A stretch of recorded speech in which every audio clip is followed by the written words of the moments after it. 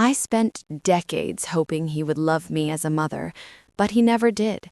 Yet what I discovered changed everything about how I lived the rest of my life.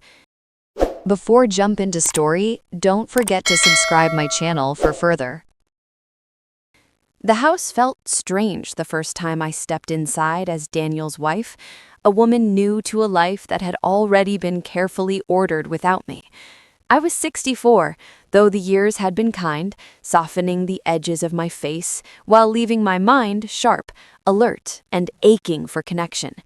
Daniel, my husband, had 2 grown children from his previous marriage, Thomas, the elder, who had just turned 28, and Sophie, 2 years younger, full of warmth and laughter, and yet carefully measured around me, as though she too understood the invisible rules of this blended family before I even arrived. From the very first day, I tried to be everything I could. Gentle, considerate, respectful of the history and relationships that had existed long before I became part of the picture. I cooked, I cleaned, I made sure there were small touches in the house that felt like home, not for me, but for them, for Daniel, for Thomas, and for Sophie. I remembered the first dinner we had together after I moved in permanently, the table set with the candles Daniel liked, the linen napkins Sophie insisted on folding just so, and Thomas, polite and precise as always, placing his utensils in perfect alignment. There was a soft tension beneath it, an undercurrent of caution that seemed to flow from Thomas's carefully measured gestures. He spoke when spoken to, he smiled when expected, he thanked me for the meal and complimented my cooking in the exact tone of someone who appreciated a kindness but felt no real warmth from it.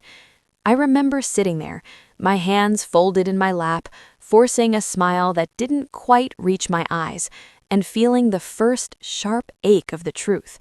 My stepson respected me, yes, but he didn't love me. There was no affection, no spontaneous laughter, no moments where his guard slipped, no quick glance that said, "I care about you." Everything was polite, careful, distant.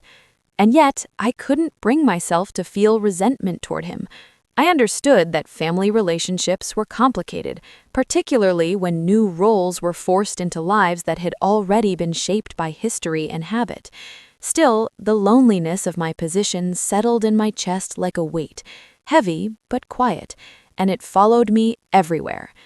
Every time Thomas passed me in the hallway, his nod was respectful but fleeting. Every time he offered a small smile at the breakfast table, it felt calculated, rehearsed, professional even. And every time I tried to bridge the gap, to offer a word, a joke, a memory, he stepped back, as though pulling himself away from a warmth he could not permit himself to accept. Sophie, on the other hand, was different. She laughed easily with me, teasing about my forgetfulness when I misplaced keys or mixed up names, and she sometimes held my hand briefly when we watched old family videos, squeezing it gently, as if to remind me that affection could exist here. But Thomas's distance overshadowed everything. He respected me in ways that no child could disrespect a step-parent. He never lied to me, never deliberately hurt me, never crossed the lines he knew existed. Yet respect without love is like a house built without a hearth, solid, functional, protective, but cold. The thought haunted me during those early days and weeks. I would wake before dawn and stand at the kitchen sink, watching the lights spill across the counter, listening to the house creak and sigh with age. In those quiet mornings, I would replay the interactions from the previous day, searching for signs, searching for glimpses of connection that might be hiding behind Thomas's careful, polite demeanor.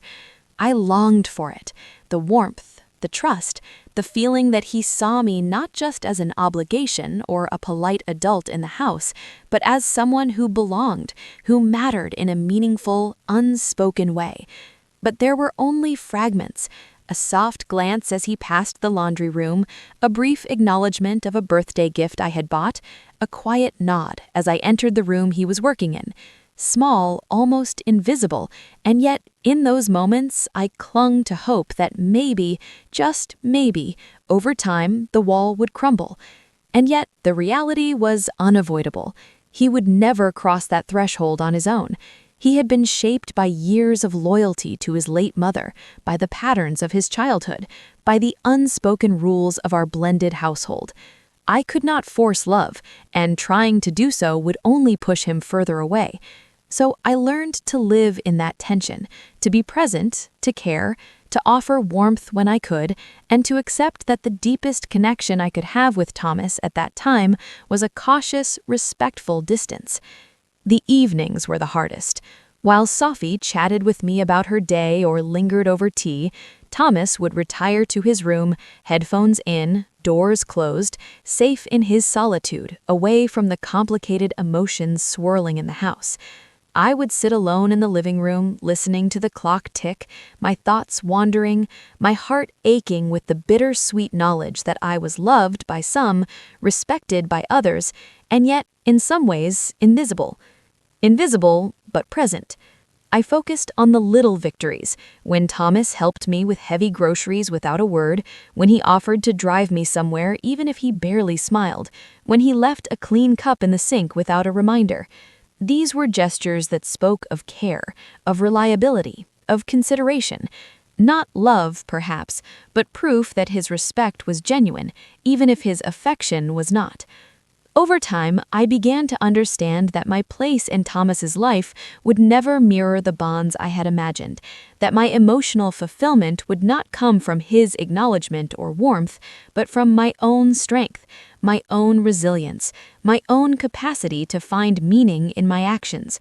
It was a difficult, sometimes painful lesson, but one I needed to learn if I was to survive emotionally in this house, to continue to be the kind of stepmother who did not demand love, but offered it freely, without expectation. And so I built a life within the space between us, small rituals that grounded me, memories I kept private, moments of joy and laughter shared with Sophie and Daniel, and quiet acknowledgement of the respect that Thomas did offer. It was a life measured not by the reciprocity of feelings, but by the integrity of mine. I realized that love, like a garden, cannot be forced, cannot be manufactured, cannot be demanded. It grows only where it will, and sometimes the most beautiful gardens are the ones we cultivate within ourselves, not in others. And even though Thomas never offered the warmth of affection I had longed for, I understood that his respect, steady, quiet, unwavering, was a foundation on which I could stand. From that foundation, I could build my own peace, my own life, my own narrative, and I began, slowly, to forgive myself for the sadness that came with unrequited emotional connection, understanding that my happiness was not dependent on him, but on me.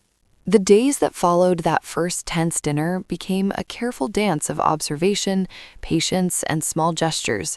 I watched Thomas from afar, noticing the subtle ways he interacted with the world, the cautious habits he carried from childhood into adulthood, and the weight of responsibility he bore for a family that had lost so much before I even arrived. It wasn't his fault that he kept his heart guarded. Life had taught him to protect himself, to honor memories of his mother, and to carry grief and loyalty like a silent shield. I began to understand that my role was not to force him into affection, but to respect the pace at which he allowed himself to move in my presence. I started making subtle adjustments in my behavior, not out of fear, but out of understanding. I would leave small notes for him when he was gone, reminders of things he might need, or little messages of encouragement tucked into his favorite book or notebook. He rarely responded verbally, but sometimes, late at night, I would find that he had moved the note from the kitchen counter to the edge of his desk, read and acknowledged in his quiet, private way. Those small signs became my measure of connection, fragile and understated, but enough to remind me that even in distance, respect carried weight. I also paid closer attention to the rituals of the household, noticing how Sophie thrived in the space and how Daniel carried himself, trying to balance my presence with the needs of his children. Sophie's laughter became a balm for the tension that otherwise hovered in the hallways, and her quiet support reminded me that love can exist in unexpected forms. I began to carve out moments to connect with her in genuine ways, sharing tea, discussing books, telling stories from my past that she seemed to cherish. These exchanges gave me the emotional nourishment I craved, and I realized that while Thomas may never offer warmth, I could still find it elsewhere, weaving a tapestry of connection that sustained me through the long days. Evenings became my sanctuary. After the household had settled, I would retreat to my room, sit by the window, and let the quiet seep into me. I wrote in my journal about the small victories, the glimpses of humanity I saw in Thomas, the moments of unexpected tenderness from Sophie, and the laughter Daniel still carried in his eyes despite the years.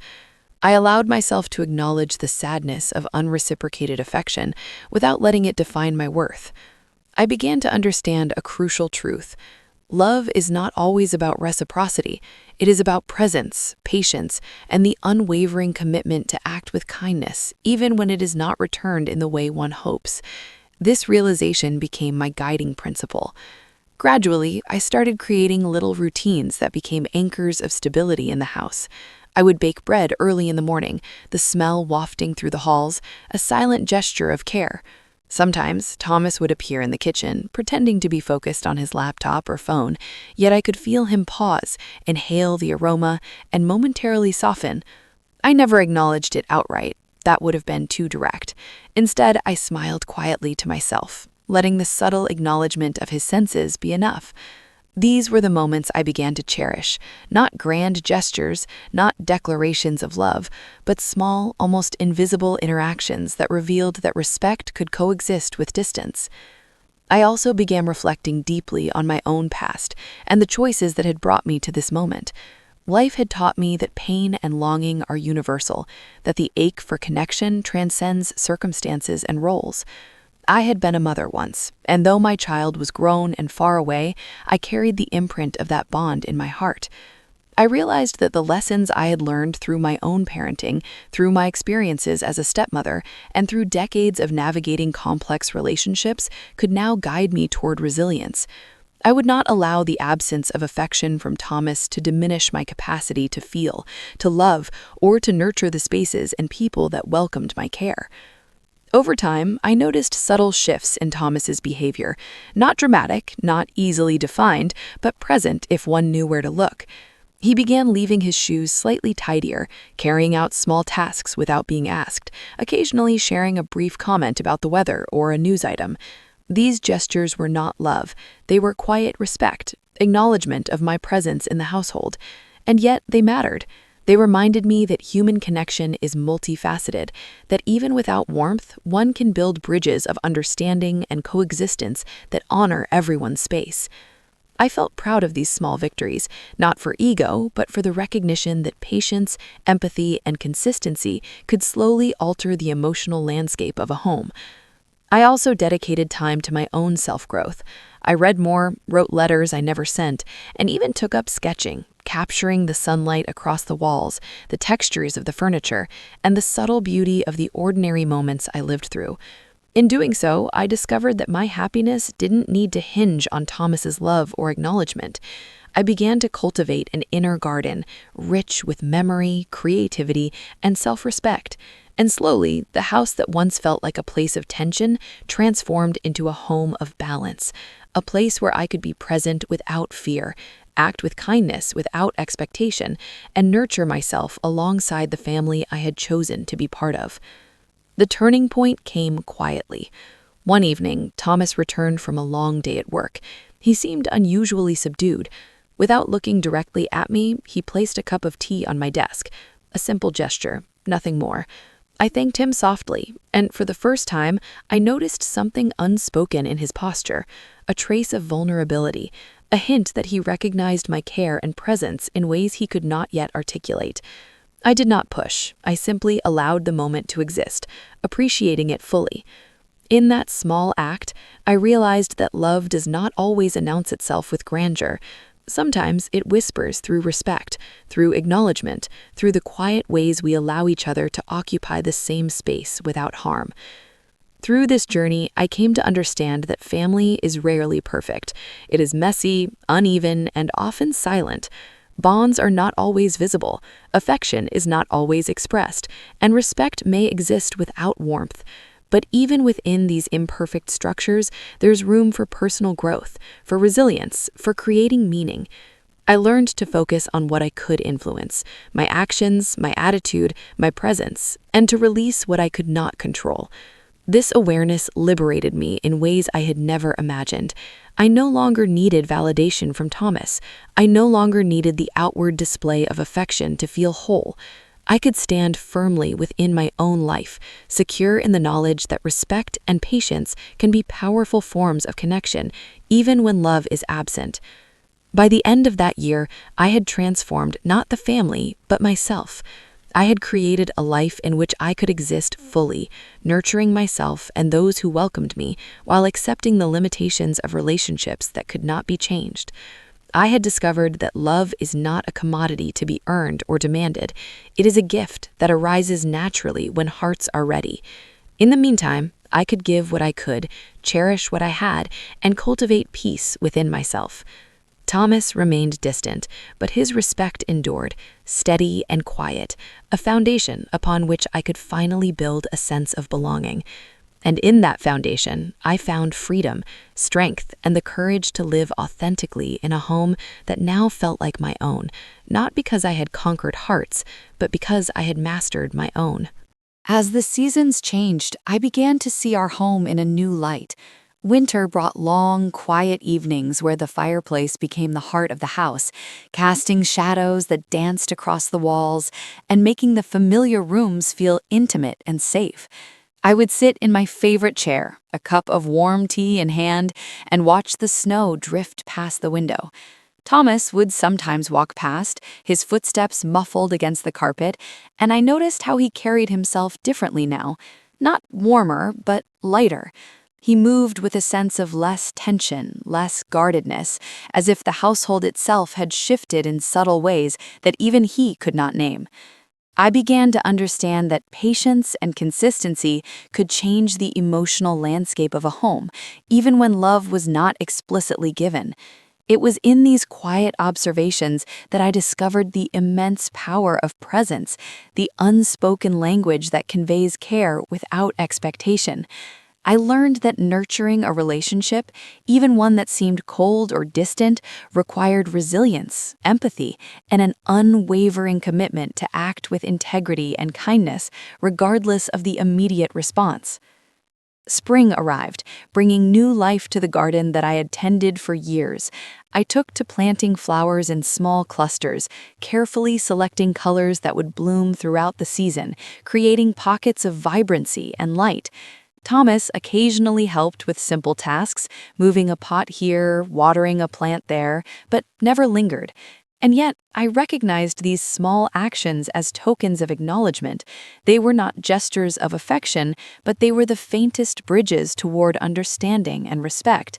I began to see my role not as someone seeking love from Thomas, but as a caretaker of the space we shared. My attention shifted from what I lacked to what I could cultivate: beauty, order, and harmony within the walls of our home. And through this shift, I realized that personal fulfillment does not depend on the hearts of others, but on the choices we make to honor our own life and values. In the evenings, I began keeping a journal, capturing not only daily events, but also reflections on my emotions, my observations of Thomas, and the small victories that marked our progress.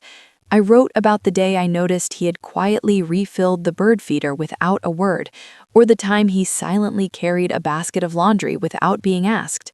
These moments, though minor, were affirmations that respect could exist independently of love. Writing became a ritual of reflection and empowerment. I could process frustration, recognize subtle progress, and reaffirm my own dignity.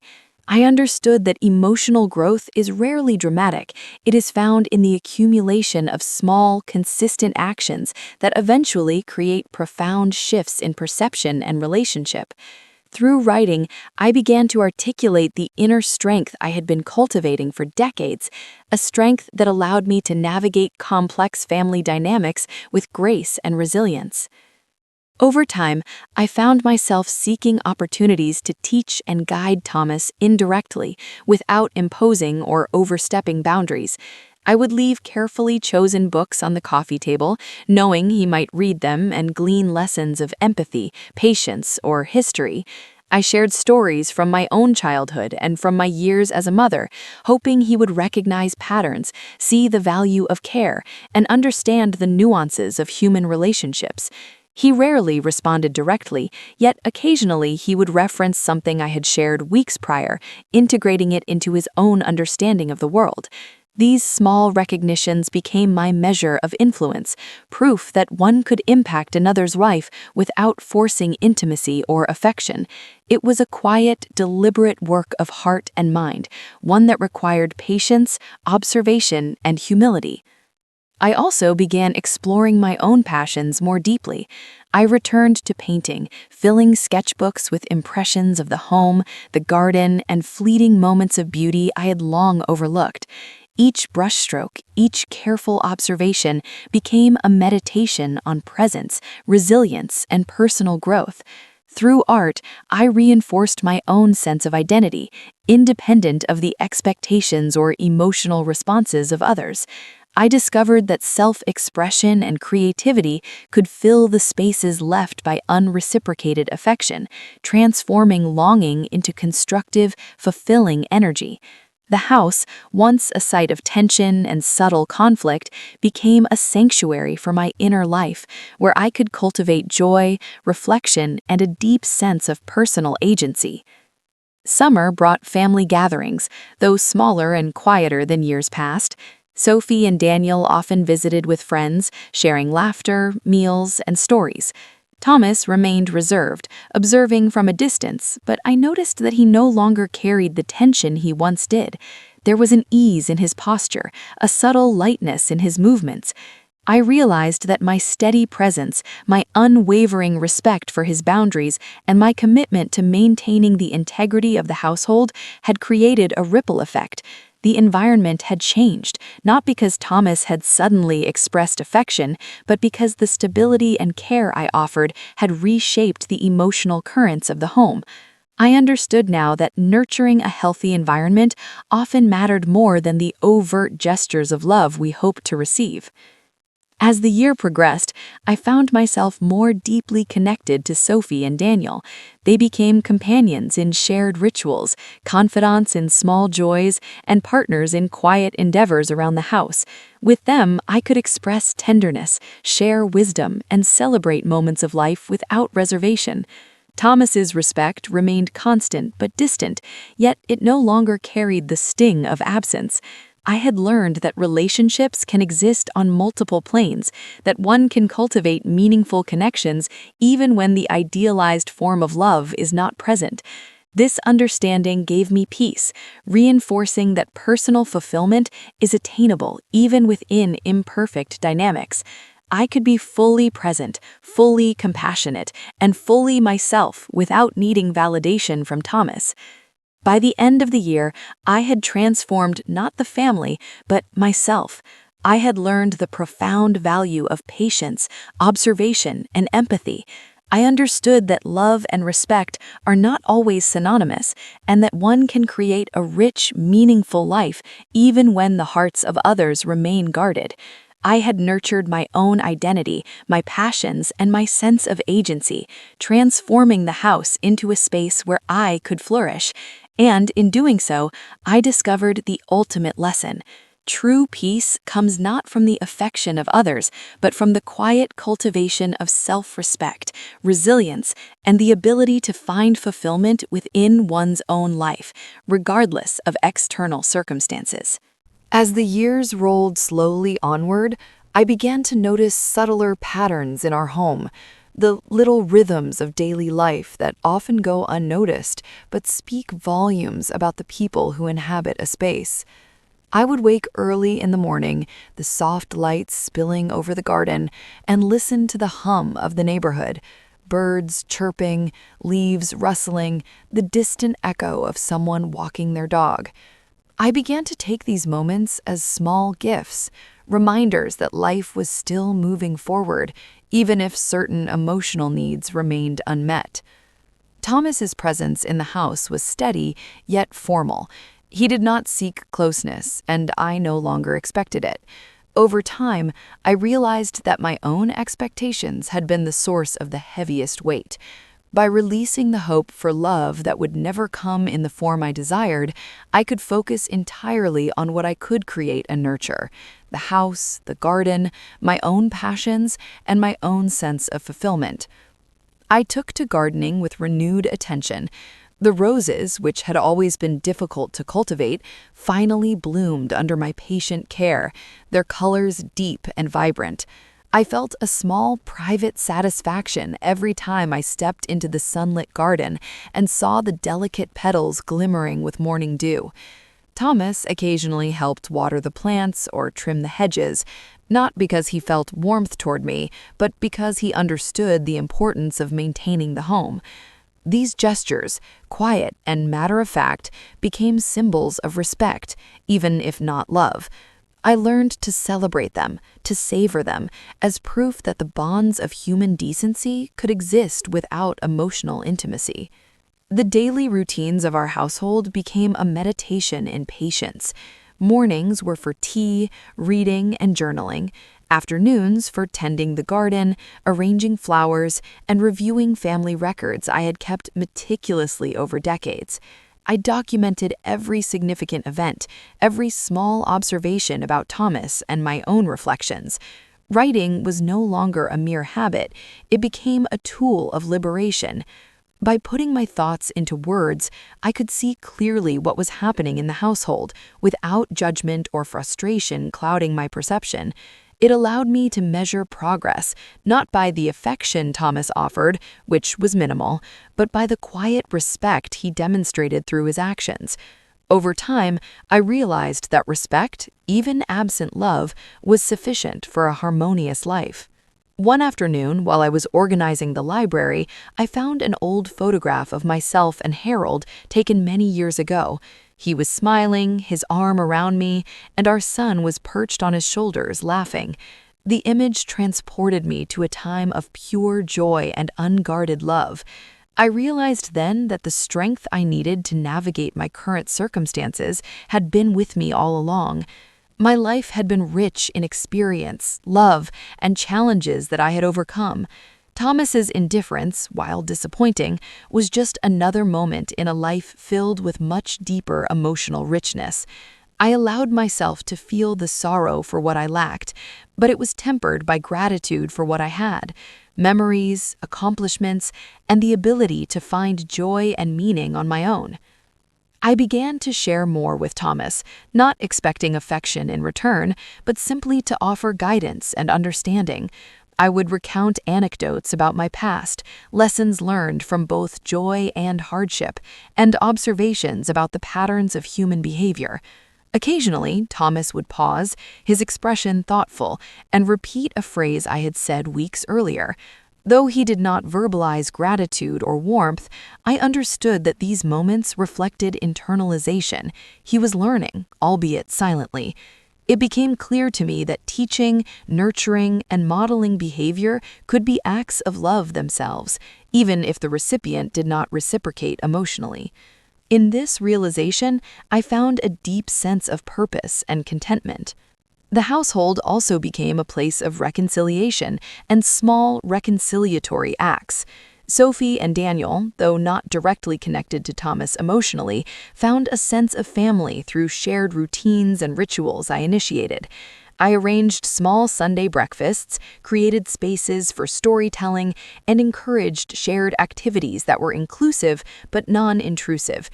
These gatherings, though quiet and understated, brought a sense of cohesion and warmth into the home. I noticed that Thomas's presence no longer carried tension. He was part of the household without demanding its emotional center. He respected the boundaries I had established, and in doing so, he contributed to a sense of balance and order that allowed everyone to thrive in their own way.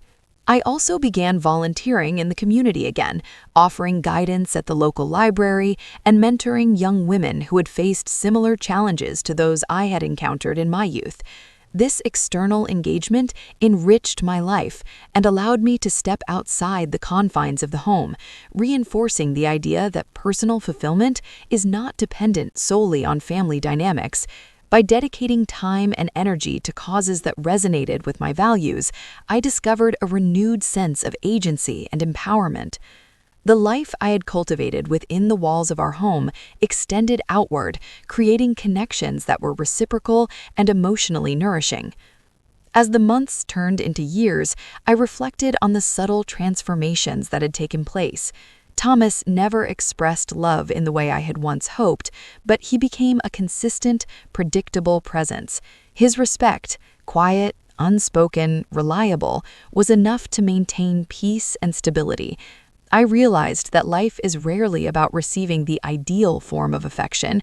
It's about finding ways to live fully, ethically, and authentically, regardless of others' responses. I cultivated inner strength, patience, and the ability to find joy in simple, consistent acts of care, both for myself and for those around me. The house, once filled with tension and unmet expectations, became a sanctuary of stability, learning, and quiet fulfillment. Thomas remained distant emotionally, but his actions reflected a recognition of my autonomy and authority. In this dynamic, I found both comfort and clarity. I began writing a memoir of this period, capturing the lessons learned and the strategies that had allowed me to maintain dignity, resilience, and fulfillment. I hoped that by sharing my story, others would recognize that emotional satisfaction does not always require reciprocity. One can create a meaningful, abundant life, even when relationships are imperfect or emotionally distant. By patience, observation, and a deep commitment to self-care and personal growth, it is possible to build a life of peace, respect, and quiet joy, a life in which one is the architect of their own happiness, independent of the hearts of others. As the seasons changed, I noticed something remarkable happening within myself. I had spent decades seeking validation from others, craving affection in ways that often left me vulnerable, exposed, and disappointed. Thomas's reserved demeanor had initially triggered a familiar ache, the longing to be acknowledged, loved, and accepted. Yet, over time, I realized that the depth of my own inner life had grown far beyond the need for approval. Each morning, as I brewed my tea and watched the sunlight spill across the kitchen tiles, I felt a quiet triumph. I had survived emotional deprivation, navigated disappointment, and yet here I was, alive, aware, and capable of finding joy on my own terms. I began to understand that resilience was not just a trait one possessed, it was cultivated daily through small choices, subtle observations, and a willingness to embrace life without expectation. Thomas remained a respectful presence, performing his duties around the house with a sense of obligation that never wavered. At first, I had bristled at the distance between us, wondering if our household could ever feel complete, warm, or harmonious. But then I began to perceive his actions differently. The way he straightened the chairs after meals, kept the house orderly, and ensured that Harold's medications were ready on time. All of these gestures spoke of respect without sentiment. I came to see that respect is a form of love in its own right, even if it does not bloom into affection. By shifting my perspective, I found peace.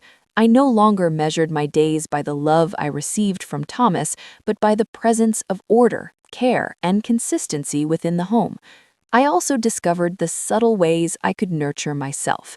Each afternoon, after ensuring the house was in order, I retreated to my writing desk, where I poured my thoughts onto paper. I wrote letters I would never send, recounted memories I had tucked away for decades, and explored the dreams I had once shelved in the corners of my mind. Writing became a mirror, reflecting both the challenges I had faced and the strength I had cultivated. I began to see clearly that life is not defined by the love one receives, but by the courage one demonstrates in living authentically. Each word I wrote was a small act of reclamation, a statement that I could thrive emotionally, intellectually, and spiritually, independent of anyone else's heart. The garden became my sanctuary, a tangible expression of growth and resilience. I tended to roses, hydrangeas, and lavender, noticing the slow miracle of buds blossoming into flowers. Thomas occasionally helped, not out of warmth, but because he respected the effort and care I devoted to it. I realized that nurturing life outside myself was a way of nurturing life within. The petals, vibrant and fragrant, mirrored the quiet strength I felt. Life persists even in the face of unmet expectations, indifference, or disappointment. By caring for these living things, I found a metaphor for my own journey, a reminder that beauty and growth are possible even when circumstances are imperfect. Over time, I learned to recognize my own emotional rhythms. Some days were filled with longing, flashes of sorrow for the love that Thomas would never offer. Other days were serene, a quiet acknowledgement that my own fulfillment had become my responsibility and that I had the tools to cultivate it fully. I began to meditate on these cycles, understanding that emotions are transient, like clouds drifting across the sky. Observing them without judgment allowed me to remain anchored in my own reality, appreciating the simple blessings of routine, safety, and personal achievement. I no longer felt trapped by expectation, but liberated by self-awareness. I also sought connection beyond the confines of our home. I reconnected with old friends, corresponded with former colleagues, and joined local groups where shared interests and mutual respect formed the foundation of genuine relationships. Unlike my interactions with Thomas, these connections were reciprocal, enriching, and validating. I realized that life offers multiple forms of relationship, and that emotional nourishment need not be restricted to family or romantic ties.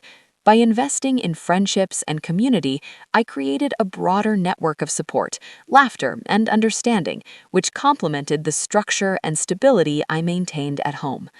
One evening, as I sat quietly on the porch watching the sunset, I reflected on the lessons that had emerged from years of navigating complex family dynamics. I recognized the power of patience, observation, and restraint. The house, once a source of tension, had become a laboratory for personal growth.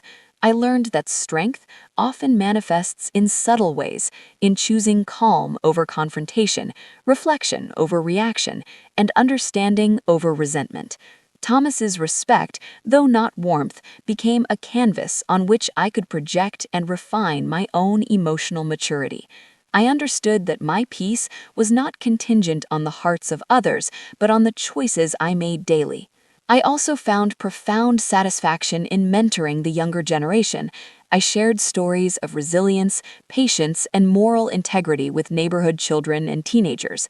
I told them about my life, the mistakes I had made, and the wisdom I had gathered. While Thomas remained emotionally distant, I realized that my ability to influence, guide, and inspire others was a form of love that transcended personal limitations. In teaching, I found purpose. In witnessing growth, I found joy. And in shaping the lives of others, I discovered a legacy that would outlast fleeting emotions or unfulfilled desires within my household. By the end of these transformative years, I had cultivated a life that was rich, fulfilling, and emotionally sustainable. I had learned that love is not the sole measure of a meaningful life. Respect, patience, and personal growth are equally potent.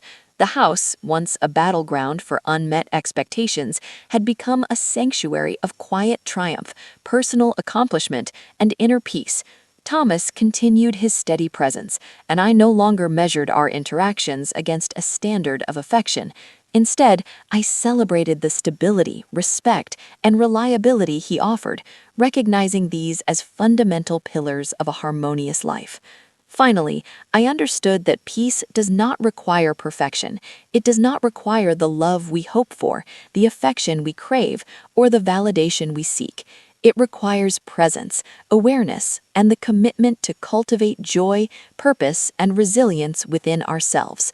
As I walked through the house, tended the garden, and observed Thomas quietly performing his duties, I felt a profound sense of completion. I was no longer bound by expectation or disappointment. I had created a life of dignity, respect, and inner fulfillment. And in that, I discovered the true meaning of emotional independence, a lesson that no betrayal, distance, or unmet desire could ever take away. As the days flowed into weeks and weeks into months, I began noticing subtle changes in myself that I hadn't anticipated. I'd spent so many years bending, accommodating, and molding my emotions around the expectations of others that I had almost forgotten the rhythm of my own heart. Living with Thomas, so respectful, so dutiful, yet so emotionally distant, forced me to confront the patterns I had ingrained in myself. I realized that I had always been conditioned to measure my worth by the affection of others. From childhood to adulthood, approval had been the currency by which I valued my own existence. But here, in this house, where Thomas's respect was unwavering but devoid of warmth, I had no choice but to measure my life against something else, my own integrity, my own values, and the quiet joy I could cultivate from within. It was a revelation, both terrifying and exhilarating. I began to see that independence was not just about financial security or physical autonomy. It was about claiming the sovereignty of one's own emotions, about cultivating an internal garden that thrived even when external conditions were imperfect. Each morning became a deliberate practice of self-care and reflection. I woke before dawn, brewed my tea with the care of a ritual, and watched as the sun slowly illuminated the garden. The rose bushes, the lavender, the small patch of vegetables I had maintained all seemed to mirror my inner journey. Their resilience, their delicate persistence in the face of wind, drought, and time became a metaphor for my own growth. While Thomas moved about the house, performing his duties, I noticed his respect for the structure and order I maintained. It was a subtle acknowledgement, an unspoken recognition of the effort I put into creating harmony and beauty, even when warmth was absent. I began to understand that respect, when genuine, can be a quiet form of connection, a bridge that does not require emotional intimacy to be meaningful. At the same time, I explored avenues of creativity and intellectual engagement that I had long deferred. I returned to my passion for writing, chronicling memories of my life, documenting lessons I had learned, and reflecting on the twists and turns that had shaped me.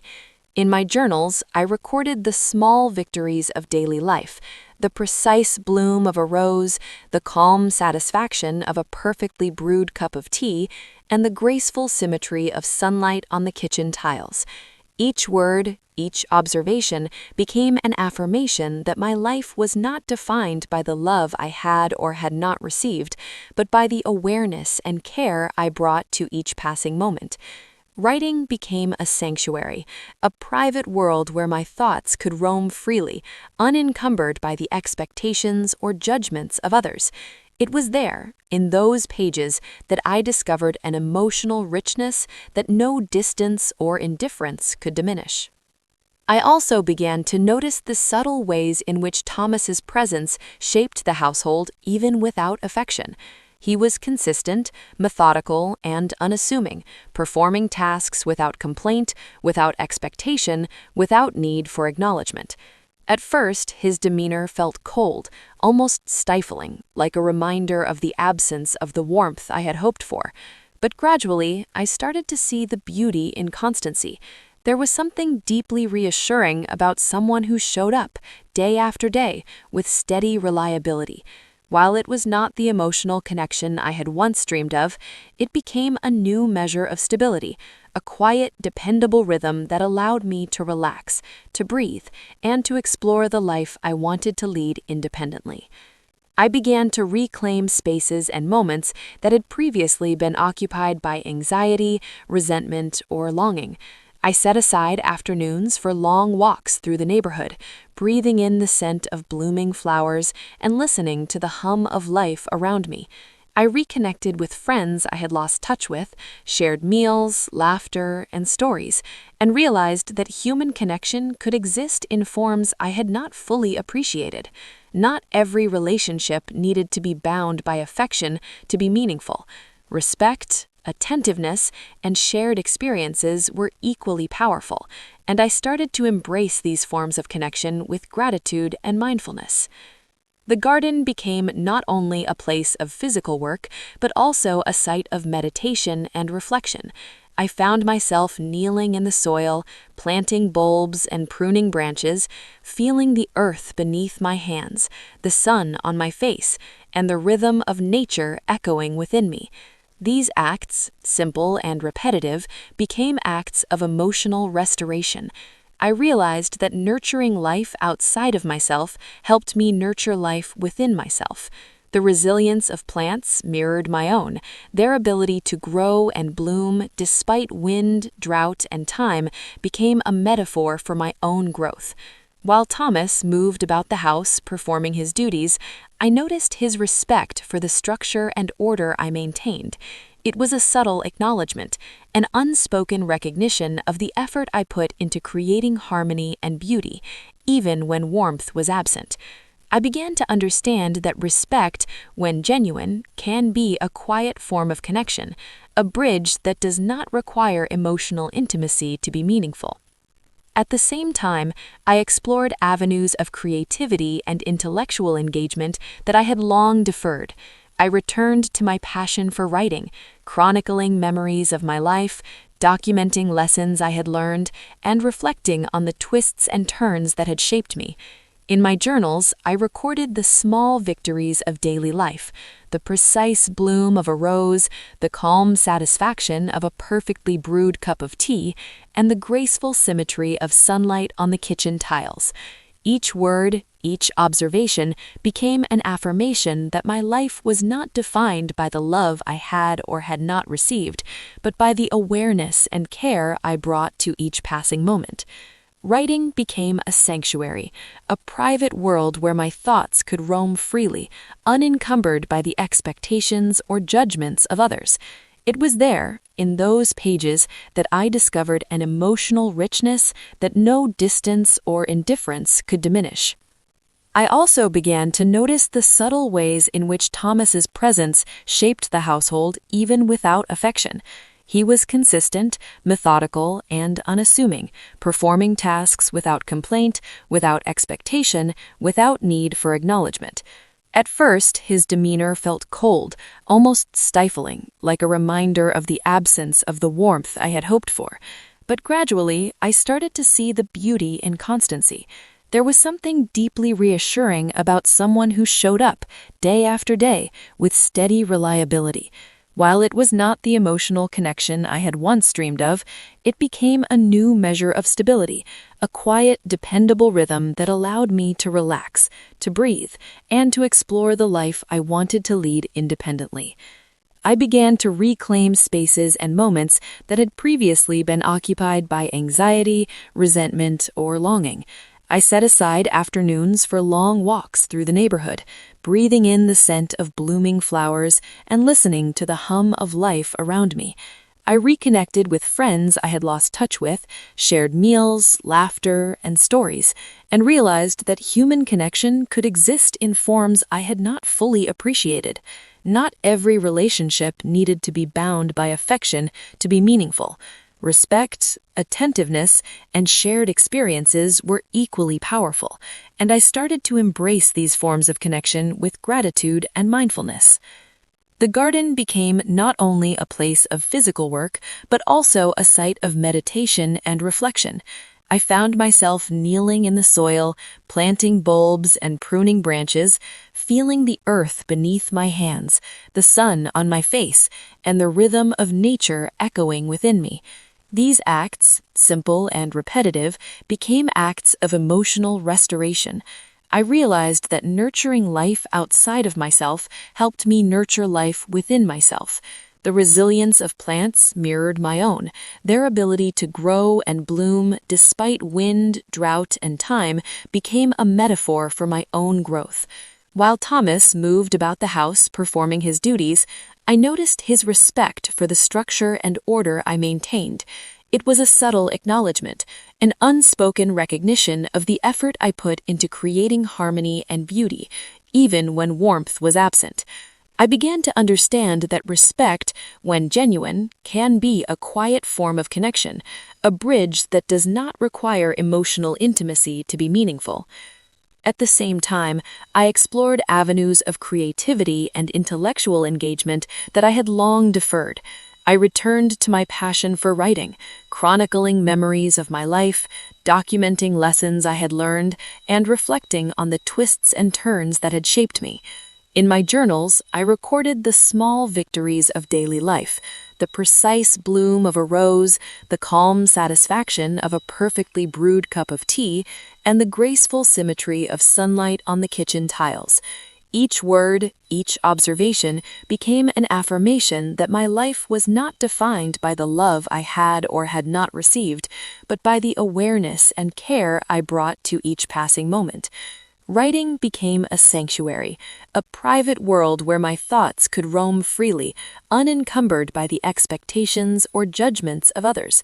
It was there, in those pages, that I discovered an emotional richness. The months that followed revealed layers of insight I had never fully grasped before.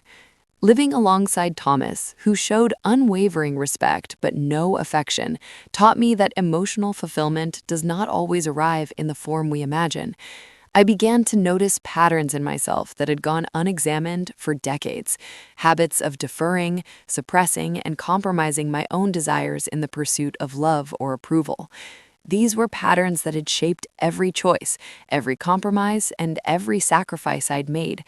As I sat in my favorite chair by the window, tea in hand, I reflected on the years spent prioritizing others' happiness above my own. I realized that my energy, my creativity, and even my joy had been filtered through the lens of expectation. And now, for the first time in a long time, I was free to explore my inner world without the constant tug of validation. I took deliberate steps to reclaim my personal routines. Mornings became my sanctuary, a sacred time for reflection, journaling, and observation.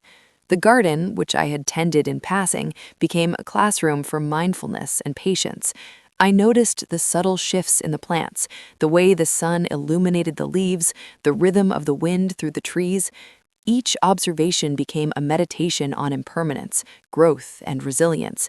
In this space, I cultivated an inner calm that was separate from the external world. Thomas's presence was steady and non-intrusive, and I learned to appreciate his reliability as a foundation upon which I could build my emotional independence. Writing became my refuge and my teacher. I poured memories, reflections, and observations into journals that I had ignored for years. The act of documenting life became transformative.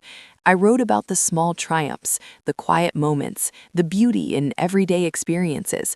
I chronicled the resilience I observed in plants, in neighbors, and in myself. Through writing, I realized that life's meaning could be found not only in love and connection, but also in observation, awareness, and intentional engagement. This practice transformed my sense of self, reminding me that my identity and worth were not dependent on reciprocated affection. As I cultivated this new emotional landscape, I also began to explore creative endeavors I had postponed. I returned to painting, sketching the garden in the soft morning light, capturing nuances of color and shadow I had long overlooked.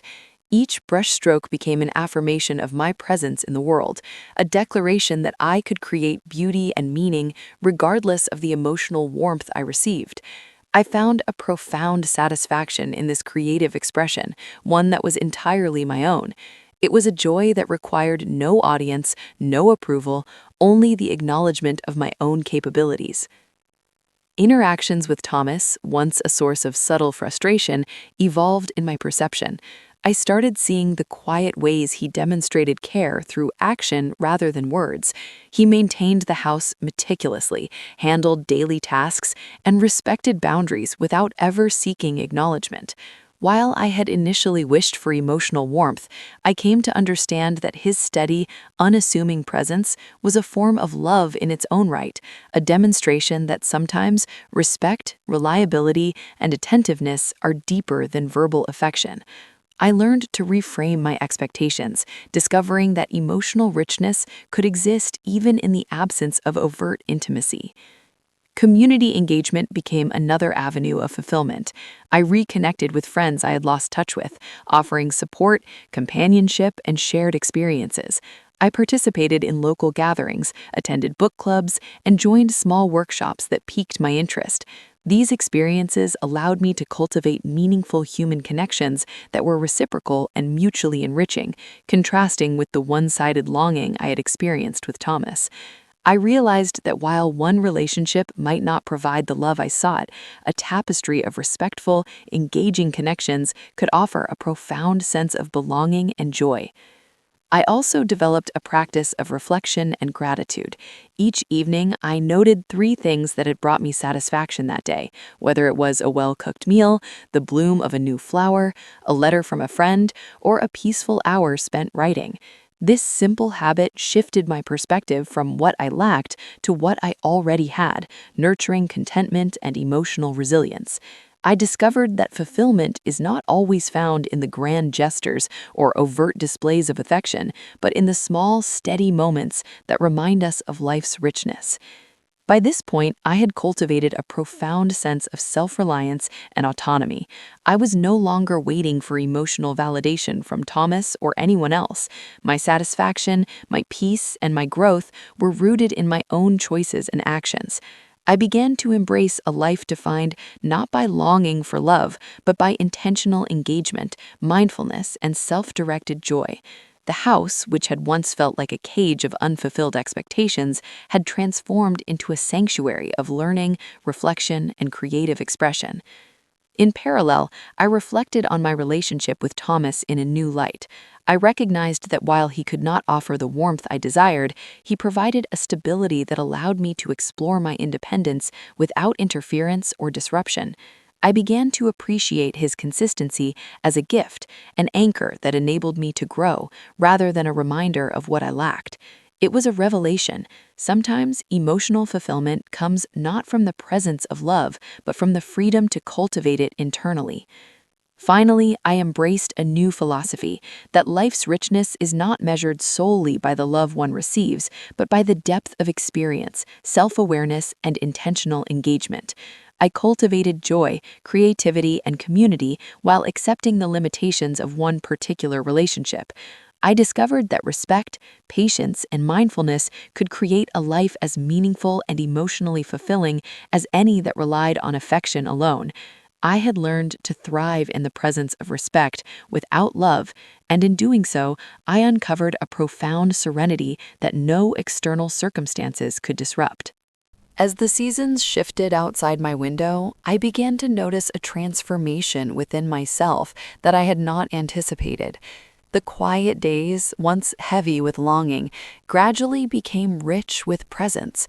I started observing details I had overlooked for decades: the way sunlight traced patterns on the wooden floor, the soft hum of the refrigerator in the kitchen, the distant laughter of children playing in neighboring yards. Each moment became a meditation, a small reminder that life, even in its simplicity, held infinite textures of experience. I no longer measured the day by whether Thomas expressed affection. I measured it by the depth of my own engagement with the world around me. I discovered that peace is not something given by others. It is a skill cultivated internally. The very walls of the house seemed to breathe with me, echoing the rhythms of my newfound contentment. I began dedicating time to personal projects that had long been shelved. My journals, once dusty and neglected, became repositories of insight and creative exploration. I poured memories, reflections, and quiet observations onto the pages, reliving moments of joy, struggle, and growth. Writing became an act of reclamation, a way to reconnect with the self that had been submerged under decades of obligation and caretaking. I also returned to music, playing the piano in the living room where Marcus and Leela's voices had once filled the air. The keys felt alive beneath my fingers, and I reveled in the freedom to create sound without expectation or audience. Through these acts, I nurtured my inner world and began to heal the subtle wounds that had accumulated over a lifetime of deferred desires. One afternoon, I ventured into the garden, a space I had once tended mechanically, but now approached as a sanctuary of reflection. The roses had begun to bloom, and their fragrance filled the air. I knelt beside them, gently pruning branches and whispering encouragements, as though the plants could understand my intentions. Gardening became a mirror for my life. Patience, attention, and care were required for growth, and the rewards, though sometimes slow to appear, were deeply gratifying. I realized that I had been cultivating not just the plants, but myself. Each flower that flourished symbolized a small victory, a tangible manifestation of my commitment to my own life and well-being. In parallel, I started to redefine my relationship with Thomas. I observed him not through the lens of expectation, but through the lens of reality. I began to appreciate his quiet reliability, the way he respected boundaries, and the consistency with which he managed household responsibilities. These were acts of kindness and respect, even if they did not translate into emotional warmth. I understood, finally, that respect could be a form of love in itself, subtle, understated, and often unrecognized. By reframing my expectations, I freed myself from resentment and disappointment, allowing space for gratitude and understanding to root ground. I also sought connection beyond the household. I reached out to friends I had lost touch with, rekindling relationships that had faded over the years. Phone calls, letters, and occasional visits became lifelines of companionship and joy. I joined local book clubs and discussion groups, places where ideas and shared experiences mattered more than status or obligation. Through these interactions, I discovered that meaningful connection could exist outside of family ties, that emotional nourishment could be found in the curiosity, attention, and shared humanity of others. Each new friendship reinforced the understanding that life's richness is woven from multiple threads, not just the singular bond of familial affection. As I embraced this network of connections, I became more intentional about my daily routines. Mornings were dedicated to reflection, journaling, and observation, afternoons to creative projects and light physical activity, evenings to reading, meditation, or conversation with friends. These structured practices grounded me, providing rhythm and purpose to each day. I noticed that my mind, once restless and preoccupied with longing, became clearer, calmer, and more capable of appreciating subtleties. The act of living deliberately, making conscious choices about how I spent my time, was profoundly liberating. I realized that autonomy, not external approval, was the cornerstone of emotional fulfillment. Through all of this, I learned to embrace solitude as a gift rather than a punishment. Being alone no longer felt like emptiness. It became an opportunity for introspection, growth, and self-discovery. I discovered layers of resilience, creativity, and patience that I had not acknowledged before. Solitude allowed me to face my own fears, desires, and regrets without distraction, fostering a deeper understanding of myself. I began to see that life's meaning is not granted by the affection of others, but by the richness of one's own engagement with existence. In this realization, I felt a sense of peace I had never experienced in my younger years. My relationship with Thomas settled into a quiet equilibrium. We coexisted with mutual respect, each fulfilling our roles without conflict. I no longer yearned for affection that would not come. Instead, I focused on creating my own sense of joy, purpose, and fulfillment. This shift did not require dramatic confrontation or negotiation. It required patience, observation, and the willingness to redefine what emotional satisfaction could look like. I began to understand that some relationships provide safety and stability, while others provide warmth and intimacy. Recognizing the difference allowed me to extract value from both without expectation or resentment. Finally, I began to see the broader arc of my life with clarity. The years of sacrifice, longing, and compromise were not wasted. They were lessons that prepared me for this stage of self-directed living. I had learned to navigate disappointment, cultivate patience, and recognize subtle forms of care. I had discovered that fulfillment is not contingent on being loved in a particular way, but on the ability to love oneself, to find meaning in one's own actions, and to cultivate a rich inner life. In this realization, I felt a profound sense of peace I had never experienced in my younger years. By the time winter approached, I had transformed both internally and externally.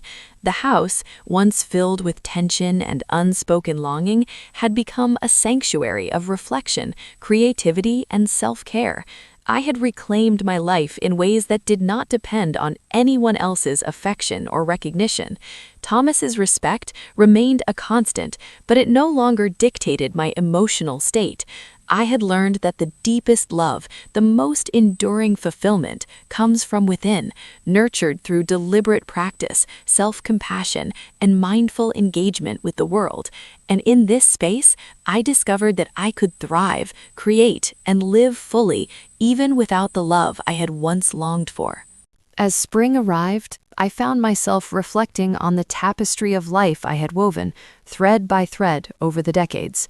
The patterns were complex, some bright and joyous, others dark and challenging, but together they formed a whole that was unmistakably mine. I began to take long walks in the neighborhood, observing the lives of others from a distance. Children played freely, neighbors greeted one another warmly, and even the stray cats had routines of their own. I realized that life's rhythm was not contingent on a single relationship or a singular source of affection. It was a mosaic of experiences, encounters, and small moments of connection. In those walks, I discovered a meditative clarity, noticing how the wind bent the trees, how the sunlight glinted off windows, how the air smelled faintly of earth and flowers. Each detail became a meditation, each observation a reminder that the world continued to be rich and alive, regardless of personal struggles or unmet desires. Returning home, I devoted more time to personal learning. I revisited the old books on philosophy, literature, and history that had been gathering dust on my shelves. The knowledge within them felt like a lifeline, a bridge to minds and hearts long gone, yet still alive through words. I took notes, underlined passages, and sometimes read aloud to myself. The act of engaging deeply with text brought a sense of intellectual companionship and emotional nourishment. It was a reminder that curiosity and the pursuit of understanding are never too late, no matter one's age. I began to see that while relationships could falter, the world of ideas remained steadfast, offering insight, comfort, and challenge in equal measure. Thomas remained respectful but distant. Over time, I learned to interpret his gestures not through the lens of rejection, but as part of his personality. He would set the table for dinner, handle household chores, and offer assistance when needed, all without complaint, but without warmth. Initially, this lack of emotional intimacy stung, a subtle ache beneath the surface. But I learned to shift my attention. I focused on cultivating my own sources of joy, rather than waiting for affection that might never arrive. I began to understand that love manifests in many forms, and respect, while different from passion or emotional closeness, could still provide stability and predictability, qualities that mattered deeply in a shared household. I also started exploring creative outlets that I had long abandoned. Painting, once a hobby I pursued in brief, stolen moments, became a daily practice. My brushstrokes, sometimes tentative and sometimes bold, allowed me to externalize emotions that had been trapped inside for years. Each canvas became a mirror of my inner life, capturing hope, fear, regret, and joy. The physical act of painting grounded me. The smell of paint, the texture of the canvas, the vividness of color, they all became tools of emotional processing. Through art, I reclaimed aspects of my identity that had been dormant, and in doing so, I felt more complete, more alive, more myself. Evenings became my sanctuary for reflection. I would sit in the living room, a warm cup of tea in hand, and allow my thoughts to wander freely. I reflected on past mistakes, reconciled with moments of shame or regret, and celebrated my perseverance. I practiced gratitude, listing aloud the small blessings of the day, the sound of a bird outside the window, the bloom of a new flower in the garden, the smooth finish of a completed painting. This practice shifted my perspective. I realized that fulfillment was a collection of these seemingly minor moments, and that I could choose to cultivate awareness of them rather than languish in longing for what was absent. Slowly, I noticed subtle changes in Thomas. He began to speak in slightly softer tones, to offer small smiles during meals, to share minor observations about the day. These gestures were never overtly affectionate, but they were signs of connection. I welcomed them with quiet appreciation, recognizing that love does not always arrive in dramatic displays. Sometimes it exists in nuance, in reliability, in the consistency of care. I learned to accept these forms of love for what they were, without demanding more, without expecting the grand gestures I had longed for. The peace I had cultivated was no longer dependent on external validation. In this season of renewal, I also began writing letters, not to be sent, but to process emotions and clarify thoughts. I addressed them to Thomas, to my younger self, to Harold, to the world at large. Writing allowed me to articulate unspoken feelings, to honor experiences without judgment, and to release lingering frustrations. Each letter became a symbolic act of liberation, a bridge between past hurts and present understanding.